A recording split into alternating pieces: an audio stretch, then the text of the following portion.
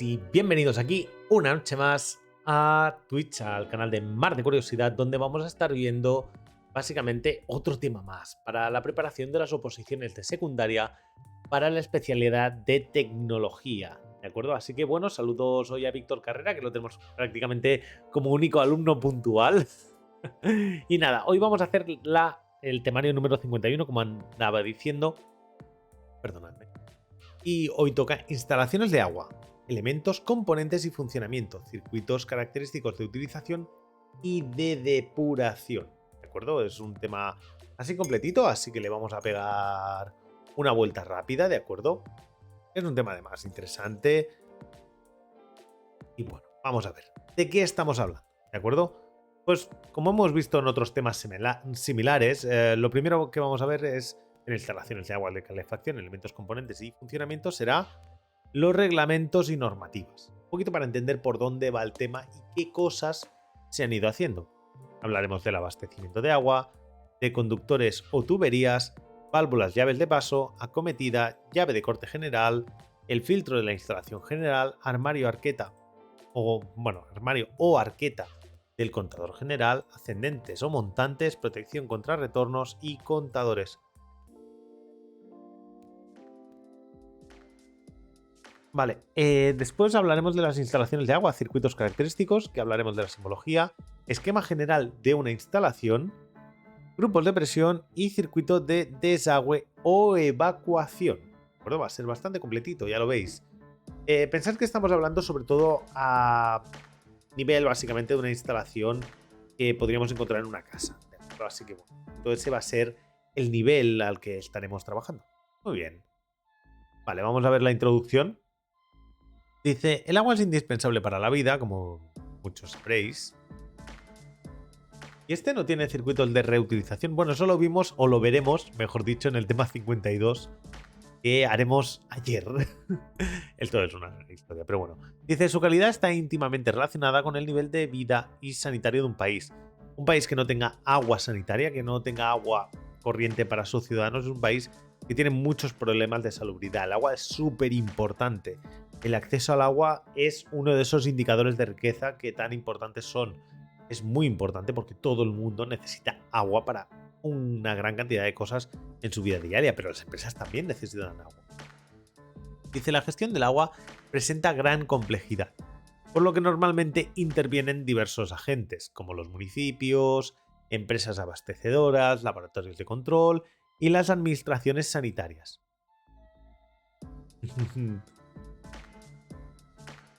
Todos estos servicios velan porque el suministro de agua de consumo humano sea de buena calidad. También es importante, no solo tiene que llegar agua, sino que tiene que llegar agua de buena calidad, sin riesgos para la salud, fácilmente accesible y en la cantidad requerida. Existen muchos tipos de circuitos hidráulicos con sus determinados componentes y sus características de funcionamiento que veremos en este tema. Dice, se presentan una serie de leyes de recomendación a escala nacional que determinan los requisitos que deben cumplir las instalaciones de agua. Esta normativa está orientada a garantizar la salud, la seguridad y la calidad de los servicios para el ciudadano. ¿De acuerdo? Yo creo que con esto vemos una visión muy clara un poquito de todo. Bueno, vamos al tema número 1, instalaciones de agua y calefacción, y vamos a la parte de reglamentos y normativas. Muy bien, dice, existen leyes, normas, reglamentos que regulan el suministro de agua y las condiciones y requisitos que deben cumplir. ¿Vale? Es decir, cómo tiene que llegar, cuánto tiene que llegar. Dice, tanto en las instalaciones de agua como en los sistemas de calefacción. Recordad que tema 52, que hablaremos de temas de calefacción, cuando hablábamos de agua también teníamos que tenerla en cuenta. Dice, en esencia, la prioridad básica en la legislación nacional vigente se centra en garantizar la seguridad, la salud y la calidad de los servicios. Sobre todo, recordad, el suministro de agua es uno de esos suministros que puede dar muchísima seguridad y muchísima salud a la ciudadanía, pero también puede dar muchísimos problemas. Una contaminación en el agua, agua de mala calidad, estancamientos en el agua, los propios recintos pueden causar daños muy graves para la salud de la ciudadanía y eso se tiene que controlar. Dice, en este capítulo se va a poner especial atención en la legislación nacional, pero sin olvidar que tanto en el ámbito de comunidades autónomas como en ayuntamientos y entes regionales Existen reglamentos, normativas y ordenanzas que regulan aspectos tales como el suministro domiciliado del agua, el suministro de saneamiento, etc. Vale.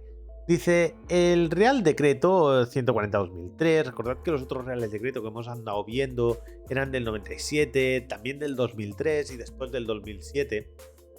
Dice, establece los criterios sanitarios que deben cumplir las aguas de consumo humano y sus instalaciones. Las que permiten el suministro. Dice, desde la captación hasta el grifo del consumidor.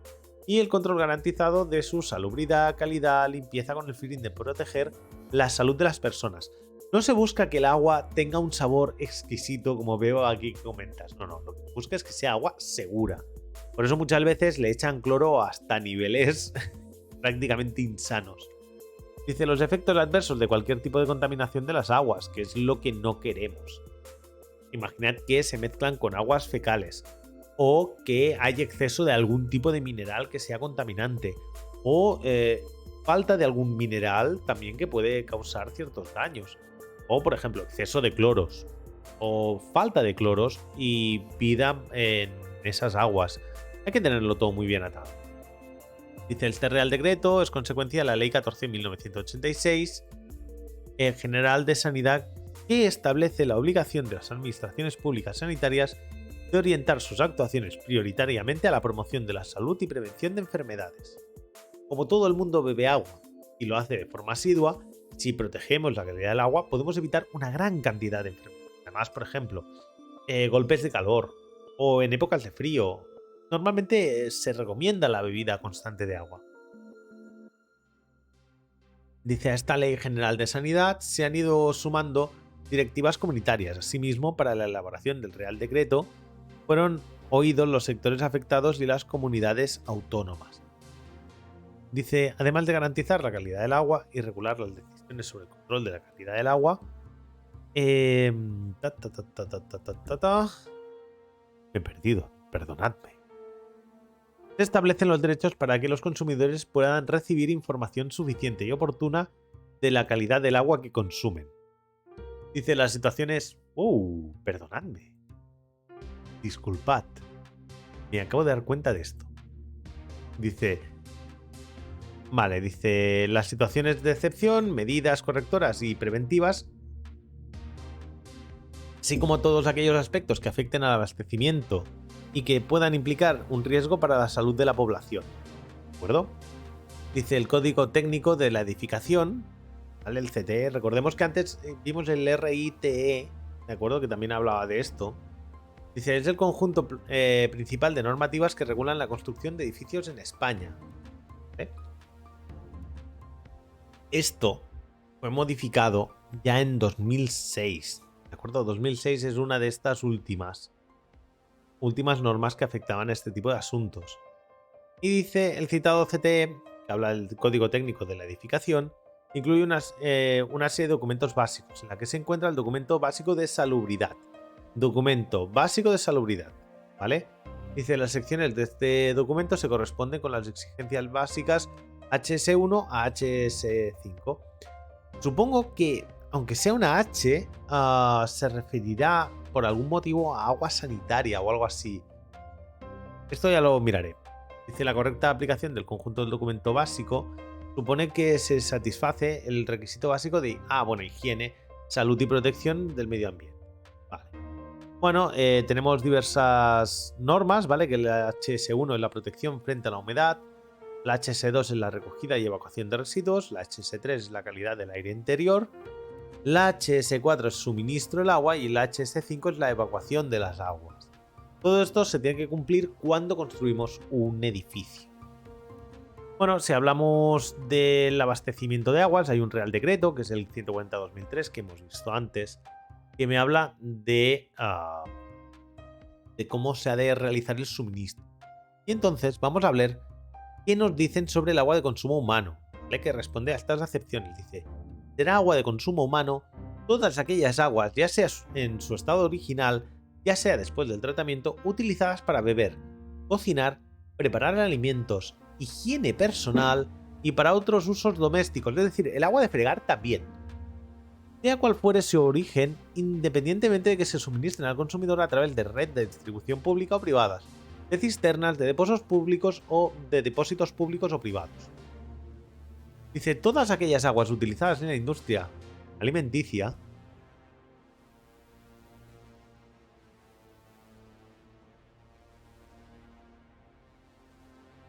disculpad. Vale.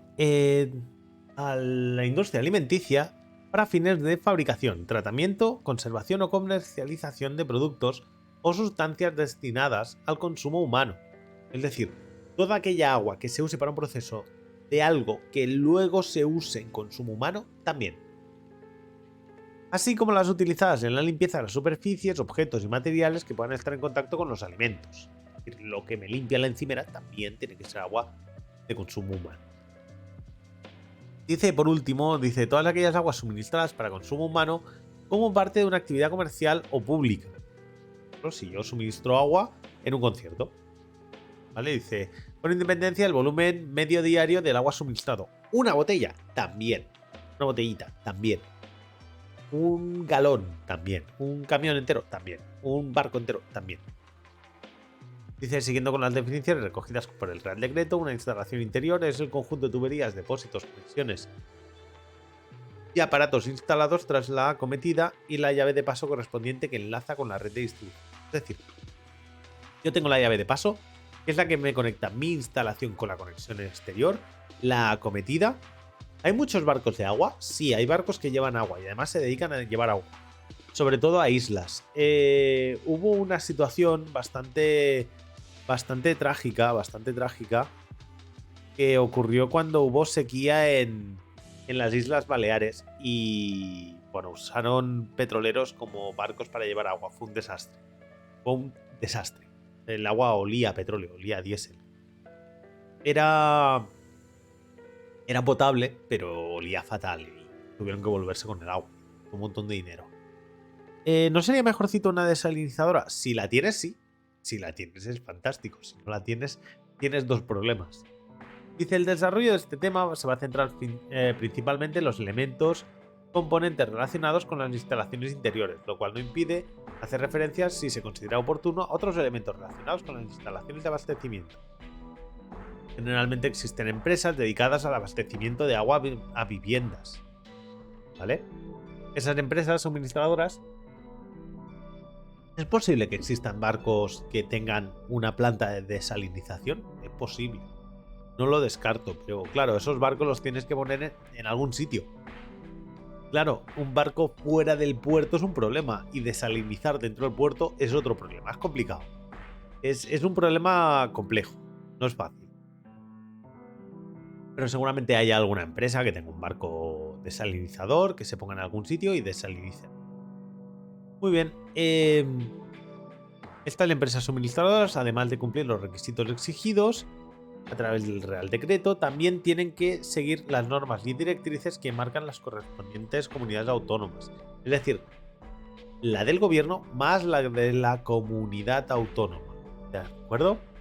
Y dice, en los casos en el que este suministro no llega, existen instalaciones que abastecen con agua extraída por medio de pozos. Si en aquellas instalaciones donde el agua procede de pozos excavados en la tierra, el agua se debe extraer por medio de equipos de bombeo. ¿Por qué? Porque por debajo del suelo tenemos lo que se llaman las aguas freáticas, que es el agua que se filtra a través del suelo y acaba en zonas donde queda acumulada, y ese agua se puede extraer. Problema, las aguas freáticas se recargan de una forma lenta y hay que tener cuidado con a qué velocidad extraes esas aguas. Por ejemplo, ha habido sitios como Lorca que por vaciar demasiado rápido las aguas freáticas se te ha hundido el suelo. Fue uno de los problemas, creo, si no recuerdo mal, del terremoto de Lorca. Uno de los problemas era la desaparición de aguas freáticas.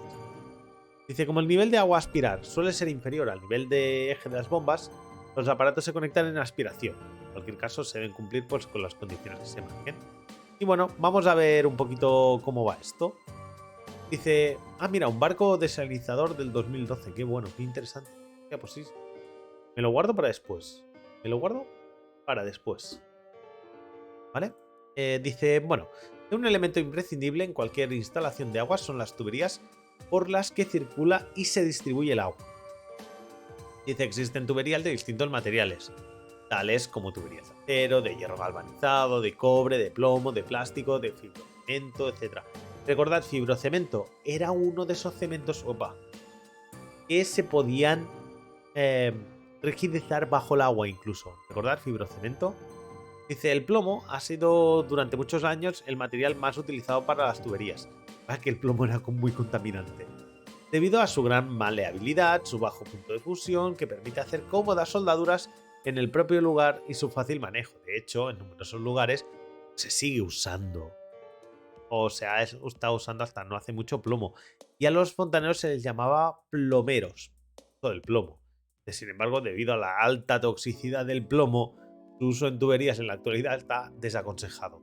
Nos pasó lo mismo que a los romanos. Los romanos también usaban plomo para muchos productos, incluyendo la cubiertería, porque era mucho más fácil de trabajar. Eran baratos los cuchillos, tenedores y demás de plomo, por lo tanto, usaba. Dice, tubos de plástico. Dice, son baratos, fáciles de trabajar, fáciles de unir, en desagües y colectores son un material muy adecuado, ya que permanece inalterable ante los productos de desecho, no reacciona químicamente, etc. Dice, las uniones de tuberías y accesorios suelen ser roscadas o pegadas con adhesivos especiales.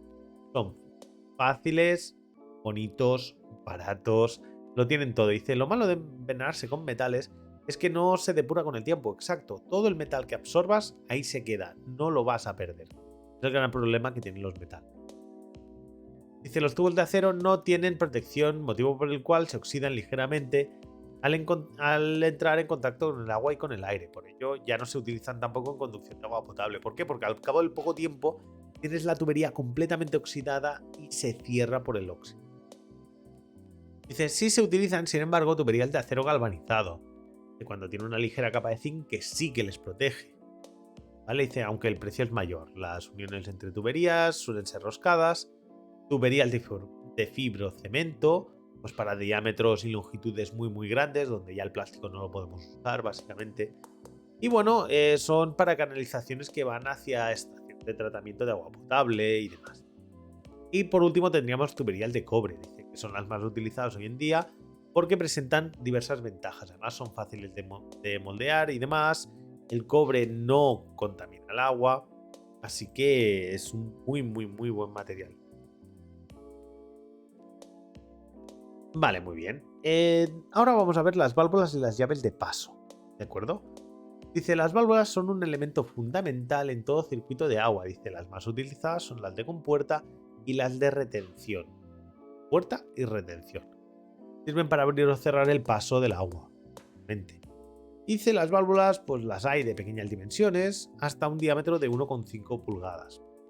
Bueno, perdona, las pequeñas de hasta 1,5 pulgadas se suelen fabricar enteramente de bronce. ¿Vale? Dice, las mayores pues tendrán un cuerpo de acero y algunos elementos de bronce que tengan que tener contacto con él. Muy bien, dice, las válvulas de compuerta, básicamente las de mariposa y tal, son las que proporcionan un cierre estanco. Una válvula de compuerta solo puede estar completamente abierta o completamente cerrada, no la podemos dejar a mitad. Están formadas por una compuerta que se mueve accionando un tornillo que la introduce entre dos anillos de latón que rodean el tubo a cada lado. Puede accionarse de manera manual o de forma eléctrica, neumática o hidráulica, atendiendo a un automatismo. La entrada de agua podría producirse por cualquiera de los dos extremos. No tenemos imágenes, ¿vale? Pero bueno. La válvula de retención es la que se utiliza cuando se desea que el agua circule por una tubería siempre en la misma dirección. Y existen riesgos de que se invierta el sentido de esa dirección, ¿vale? Yo quiero que vaya solo hacia un lado. Entonces lo que hago es abrirla hacia un lado. Entonces no puede volver hacia el otro porque me la cierra. Y de estas válvulas se denominan también antirretorno. Aprovecho del sentido de correr de ese agua para evitar que me vuelva hacia atrás.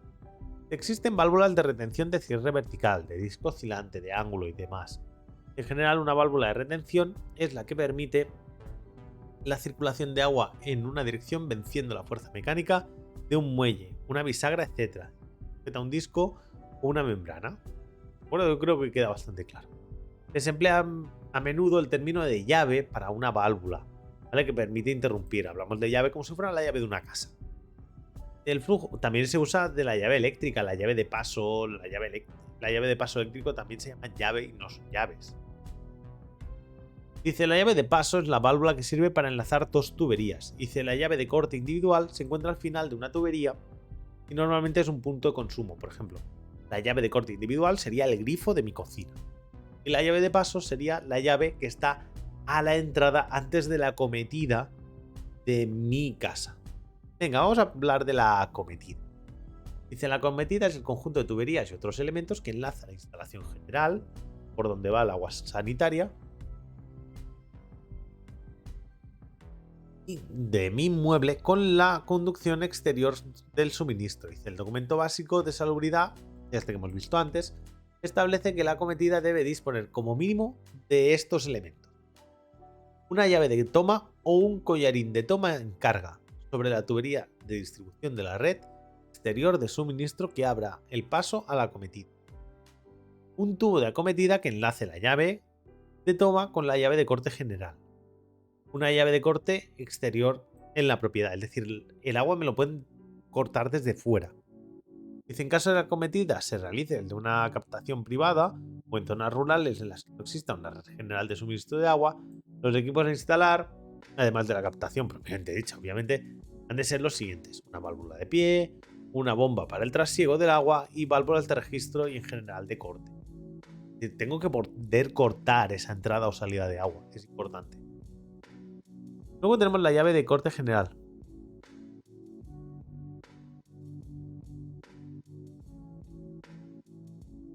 La llave de corte general. Dice, la llave de corte general servirá para interrumpir el suministro al edificio y estará situada dentro de la propiedad y en una zona de uso común, posible para su manipulación y señalada adecuadamente para permitir su identificación.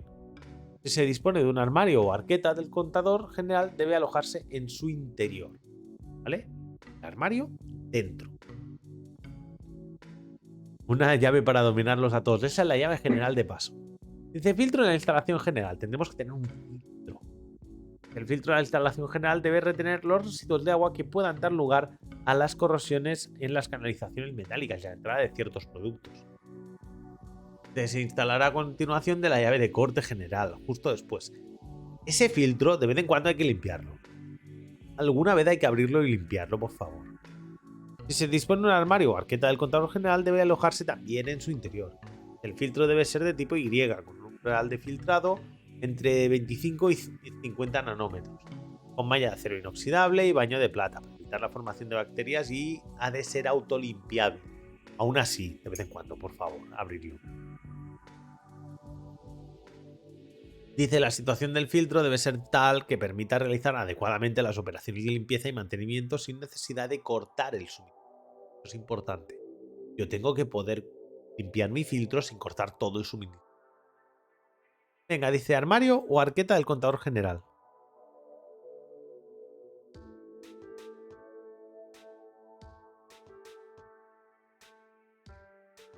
Dice, el armario o arqueta del contador general contendrá, dispuestos en este orden, la llave de corte general, un filtro de la instalación general, el contador el contador, una llave, grifo o récord de prueba, una válvula de retención y una llave de salida. La instalación debe realizarse en un plano paralelo al del suelo. ¿Cada cuánto hace la limpieza tú? Yo tengo un servicio que nos hace la limpieza. Yo personalmente no me encargo, para eso pagamos a un agente que nos hace la introducción de sal en el circuito de osmosis y aparte nos hace la limpieza de filtros y demás. No te sabría decir cada cuánto. En los barcos, según la instalación, podía ser desde una vez al mes, una vez al año. Dependía.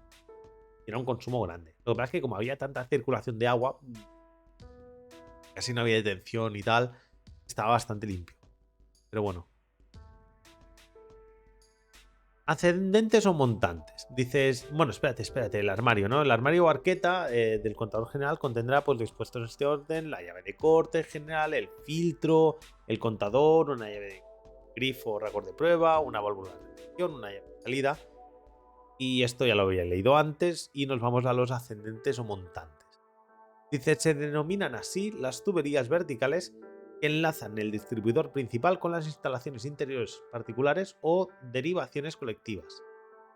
Dice, el documento DBHS dispone que deben discurrir por zonas de uso común del mismo y deben ir alojadas en recintos o huecos constituidos a tal fin, y dichos recintos o huecos que podrán ser de uso compartido solamente con otras instalaciones de agua del edificio. Es decir, tengo que poder montar ese sistema, pero ya después de la llave de paso, y solo se podrán compartir entre mi mismo edificio. Deben de ser registrables, deben tener una caja de registro que me mida el consumo y deben tener las dimensiones suficientes para que se puedan realizar las operaciones de mantenimiento. Dice, los ascendentes deben disponer en su base los siguientes elementos: una válvula de retención, una llave de corte para las operaciones de mantenimiento, una llave de paso con grifo, que tengo que poder ver la salida, además así puedo retirar aire, o tapón de vaciado, situadas en zonas de fácil acceso y señaladas de forma conveniente. Dice, la válvula de retención se dispondrá en primer lugar según el sentido de circulación del agua. En su parte superior deben instalarse los dispositivos de purga, normales, tal cual, con un separador o cámara que produzca la velocidad del agua para facilitar la salida de aire y disminuir los efectos de posibles golpes de ariete.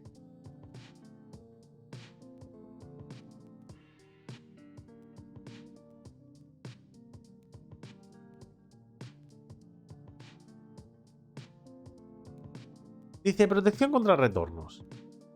Dice, el documento de VHS, que también lo hemos visto antes, dice, también exige que se dispongan sistemas antirretorno para evitar la inversión del sentido de flujo en los puntos que figuran a continuación, así como cualquier otro que resulte necesario.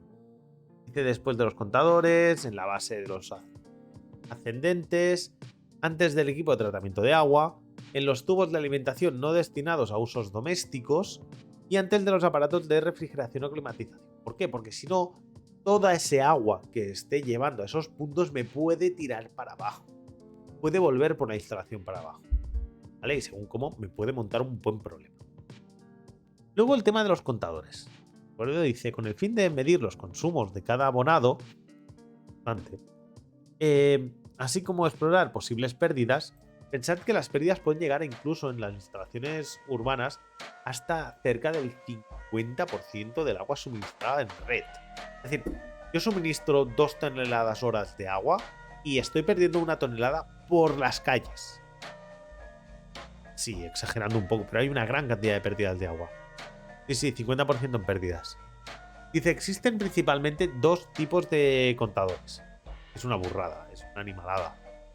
Dice, los contadores volumétricos, que poseen un elemento giratorio, una cámara cuyo volumen es conocido, todo el flujo de agua que circula por una tubería al pasar por el contador se introduce en esa cámara. Por tanto, para poder determinar la cantidad de agua consumida durante un determinado periodo de tiempo, solo hay que multiplicar las vueltas que dio esa cámara giratoria por el volumen conocido. Y eso ya aparece directamente en un contador. Y ya está.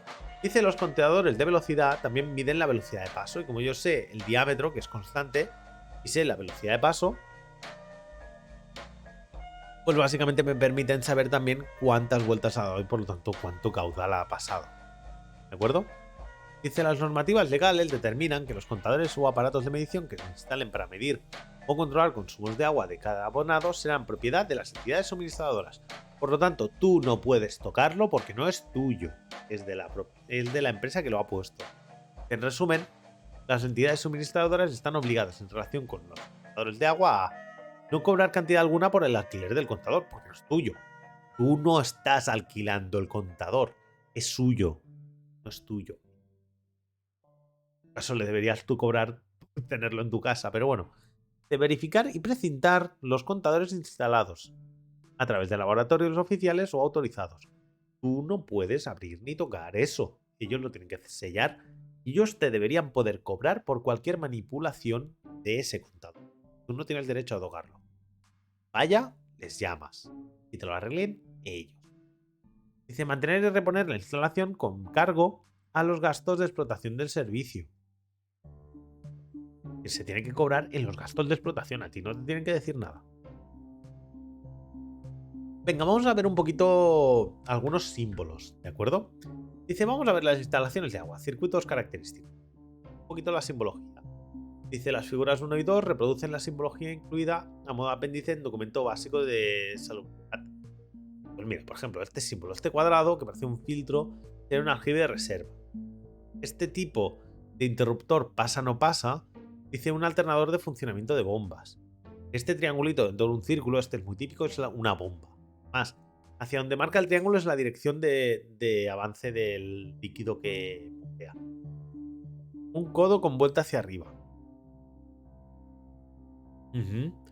Codo con vuelta hacia abajo, un colector, un collarín de toma, un conector flexible, un contador general, que esto es un cuadrado con el filtro, bueno, con la raya, que parece un filtro, es que parece un filtro, y se divide un poquito del contador divisionario. Depósito acumulador, un depósito de presión, depósito de anti-ariete. Este circuito lo que evita es que se genere el famoso golpe de ariete. Y bueno, por el otro lado, pues tenemos un filtro, un fluxor, un grifo de agua fría, un grifo de agua fría temporizado.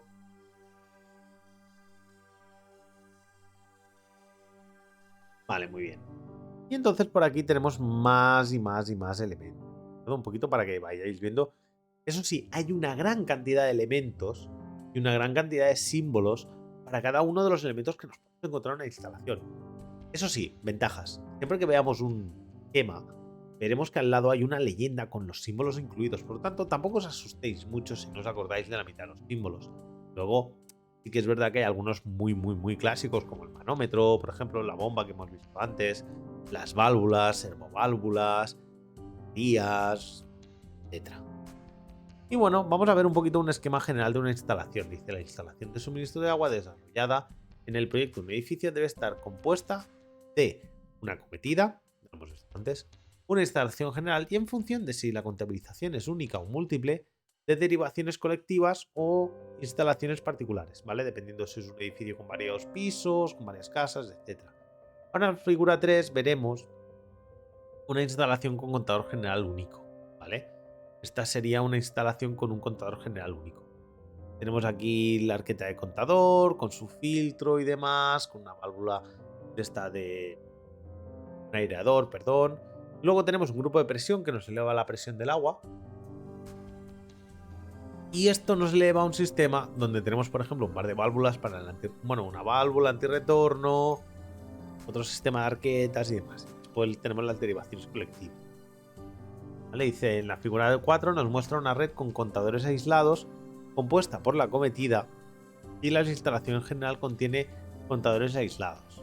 Pues nos iremos por aquí y aquí nos encontramos, si lo veis, un contador, dos contadores y tres contadores. ¿Vale? Y aquí hablamos de los grupos de presión, ¿vale? Elementos de presión. Aquí tenemos que obtener presión. Dice, el sistema de sobreelevación debe diseñarse de tal manera que se pueda suministrar a zonas de edificios alimentables con presión de red sin necesidad de puesta en marcha del grupo. Es decir, yo tengo que tener presión aunque no tenga arrancada mi bomba. Claro, es decir, si cada vez que necesito presión tengo que arrancar la bomba, el día que me falle la bomba, ¿qué hago? ¿Me quedo sin presión o qué hago? Dice, el depósito auxiliar de alimentación que evite la toma de agua directa del equipo de bombeo.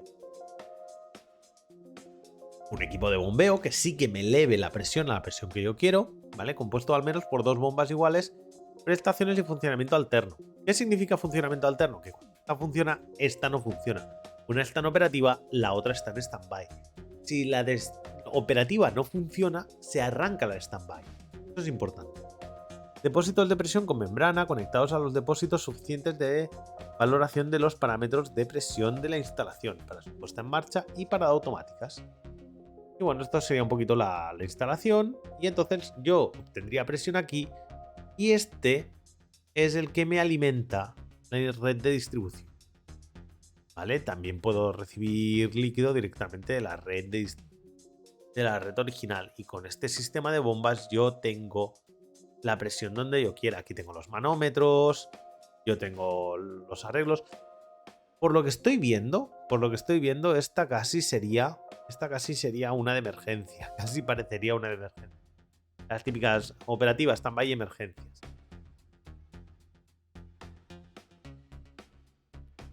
No deberías poder recibir de la original, pero bueno, aquí tengo esto, ¿eh? ¿Qué es lo que nos ha dicho aquí? Que no deberías poder. Aquí lo decía, ¿no? Dice. Evite la toma de agua directa por el equipo de bombeo. Pero bueno. Es solo para sacar la sobrepresión. Vale. Esta es, si tengo una sobrepresión, me la elimina por aquí, ¿no? Vale, ok. Dice. En la figura 6 muestra los elementos básicos que debe constar un grupo de presión de accionamiento regulable, también llamado caudal variable, y podrá prescindir del depósito auxiliar de alimentación y contará con un variador de frecuencia. Vale, sí, los VF, los variadores de frecuencia me varían la presión de las bombas. Y accionará las bombas manteniendo constante la presión de salida, independientemente del caudal solicitado o disponible. Una de las bombas regulará el caudal necesario para conservar la presión adecuada. Con el variador de frecuencia puede hacer que vaya más rápida o que vaya más lenta. El grupo de presión se instalará un local de uso exclusivo que podrá albergar también el resto de elementos. Y luego vamos a ver, por ejemplo, el circuito de desagüe o evacuación de esto. Obviamente, pues nosotros tenemos que suministrarnos de agua, pero también podemos dejar ese agua. Dice, el circuito de desagüe de una vivienda es aquel que tiene por objeto la recogida de todas las aguas ya utilizadas, es decir, las sucias, sea del oro, ya sea del fregadero, lo que sea, y su transporte hasta la red de alcantarillado o las fosas sépticas en caso de no existir ni depuradoras ni alcantarillado. Es decir, estas casas que tendríamos por ahí apartadas. Los circuitos de desagüe están constituidos por los tubos que parten de los orificios de desagüe, de los aparatos que van a parar conjuntamente a un desagüe general. Obviamente todos los conductos se encuentran a una cierta pendiente para favorecer que los fluidos circulen por ellos. Claro, si yo tengo una instalación que el fluido tiene que ir para arriba, cuando yo pare la presión se me va a caer otra vez hacia mí. Yo lo que quiero siempre es que vaya hacia abajo. El diámetro de las tuberías de desagüe se calcula en función de las capacidades de almacenaje de agua de los recipientes correspondientes y no en función de los caudales de suministro. Deben estar realizadas de materiales resistentes, que no se rompan con facilidad y que aseguren además la estanqueidad de los conductores, ya que al transportar fluidos de desecho que pueden generar malos olores, puedo usar sifones, claro, para ir cortando para ir cortando esos elementos. Lo que pasa es que tengo que usar elementos, lo que se llama elemento rompedor de sifón también. Porque si no, si me queda más agua por un lado que mi propio sifón, me volverá hacia atrás. Hay que tener cuidado con los sifones. Un sifón mal instalado es peor que no tener sifón. Dice, los materiales más utilizados para las conducciones de desagüe pues suelen ser los plásticos PVC, por lo que hemos visto. Bueno, dice, todas las instalaciones de desagüe tienen que tener dotadas sifones, como bien has dicho, para conseguir disponer de cierres hidráulicos, lo que tiene dos funciones. Por un lado, producirse un tapón, ya que si el líquido por vasos comunicantes no puede pasar por encima del sifón, eso queda cerrado. Y por otro lado, al producirse un tapón, evita que me vuelvan los malos olores, ¿vale? Porque genera un tapón de agua, básicamente. Muy bien, por eso, por ejemplo, todos los desagües veréis que tienen un sifón, ¿vale? ¿Por qué? Porque el sifón me deja agua limpia aquí abajo y eso me va a cerrar el paso, ¿vale? Esto sería básicamente una instalación pues con la lavadora, la pica de lavado, un fregadero, la ducha, el inodoro, ¿vale? Con un desagüe un poquito más grueso, la cometida de bajada, descarga y tal. Y entonces aquí tendríamos una ventilación secundaria, ¿de acuerdo? Para que las sobrepresiones no me entren por los inodoros, sino que se vayan por la ventilación secundaria y después una ventilación primaria. Obviamente tendríamos los colectores y si está bien hecho, no huele. Si está mal hecho, huele horrible, pero horrible. Dice, la ventilación primaria es obligatoria en todas las instalaciones. Supone simplemente la prolongación del tubo de bajada de las aguas residuales hasta por encima del edificio. ¿Para qué? Para que si hay sobrepresiones, el aire ese pueda escaparse. Así, el extremo superior del tubo queda en comunicación directa con el exterior. Además, no me genera tapones y permite que el líquido circule adecuadamente y se vaya. No genera bajadas de presión ahí. de la ventilación secundaria es otra comunicación más con el exterior desde el edificio de los desagües. Su función es la de prevenir un posible fallo de la ventilación primaria. Y bueno, para concluir el tema, dicen este tema se han planteado las leyes y normas que regulan en el ámbito nacional las instalaciones de agua para consumo humano. Se han descrito los principales elementos componentes de las citadas instalaciones y se han presentado a modo de ejemplo un conjunto de circuitos característicos. Con esto nos despedimos ya de este tema y de la gente de YouTube. Así que vamos a ello. Bueno, muchas gracias a todos los que habéis estado aquí mirando ahora sí este tema, el número 51. Y nada, para los que me veis en YouTube, muchas gracias por seguir viendo todos los temas que se están haciendo de tecnología. Nos quedan ya apenas 20 temas y habremos terminado, lo tendremos hecho. Así que muchas gracias si habéis estado siguiendo esta serie.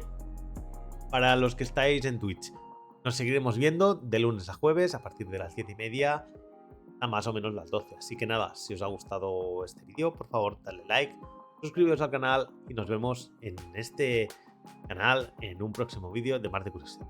Un saludo y buena prueba.